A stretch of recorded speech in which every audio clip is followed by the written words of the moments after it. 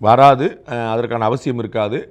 பொலிட்டிக்கலாக கூட ஒரு 5 ஸ்டேட்டில் எலெக்ஷன் வருதுனால வரவிடாமல் பார்த்துப்பாங்க. ஏன்னா நமக்கு வந்து ஆயில் நிறுவனங்கள் வந்து இந்த ரஷ்யா இஷ்யூவில் நமக்கு நல்ல லாபம் பார்த்தாங்க. அதனால் ஸ்டேபிளாக இருக்கு. நான் உங்களுக்கு ஏற்கனவே சொன்னேன், உலக நாடுகள் பெட்ரோல் டீசலுக்கு தட்டுப்பாட்டில் இருந்தபோது நம்ம வந்து ₹1 கூட ஏற்றாமல் இருந்தோம்.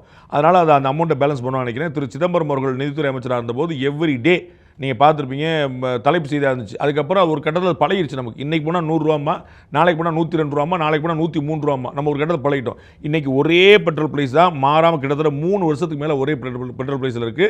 டீசல் ப்ரைஸ் மாறாமல் இருக்குது. அதனால் அப்படியே இருக்குது. கமர்ஷியல் சிலிண்டர் தவிர நம்ம எந்த மேட்டரும் மாற்றாமல் இருக்கோம். அதனால் இதையும் இந்த பீரியட்லேயும் மாற்ற மாட்டாங்க, ஏறாதுன்னு நினைக்கிறேன். அதை பேலன்ஸ் பண்ணுறதுக்கான கெப்பாசிட்டி எண்ணெய் நிறுவனங்களுக்கு இருக்குது. அந்த விஷயத்தில் இன்னொரு பார்வையும் இருக்கே சார். என்னென்னா 2014க்கு அப்புறமாக க்ரூட் ஆயிலுடைய ப்ரைஸ் குறைஞ்சும் கூட பெட்ரோலுடைய ப்ரைஸ் நீங்கள் சொன்ன மாதிரி ஏறலை. ஆனால் அது குறைக்கிறதுக்கான வாய்ப்பு இன்னும் குறைக்கல. பிகாஸ் டேக்ஸ் இன்க்ரீஸ் ஆகுதுன்னு சொல்கிறாங்களே சார். 32% டேக்ஸ் இருக்குது. ஸ்டேட் கவர்மெண்ட் எவ்வளோ டேக்ஸ் இருக்குன்னு கொஞ்சம் டீகோட் பண்ணி நீங்கள் வந்து இதில் போடும்போது கீழே போடுங்க. மாநில அரசு எவ்வளோ வரைக்கும்? மாநில அரசு 2021 தேர்தல் அறிக்கையில் பெட்ரோல் டீசல் விலையை ₹5 குறைப்போன்னு போட்டிருந்தாங்க. குறைச்சிருக்காங்களான்னு கேளுங்க. அது எப்படி குறைப்பாங்க? வரியை கட் பண்ணுறது மூலமாக. வரியை குறைச்சிருக்காங்க. அவர்கள் கொடுத்தது, நான் வந்து ஏதாவது சம்பந்தம்லாம் திமுக போய் நான் கேள்வி கேட்கல. திமுக தேர்தல் அறிக்கையில் கொடுத்தது, நாங்கள் பெட்ரோல் விலை ₹5, டீசல் விலை ₹5 குறைப்போம். நாங்கள் இருக்கா இல்லையான்னு பாருங்கள் திமுக தேர்தல் அறிக்கையில். ஏன் குறைச்சிருக்காங்களா நீங்கள் கேளுங்க.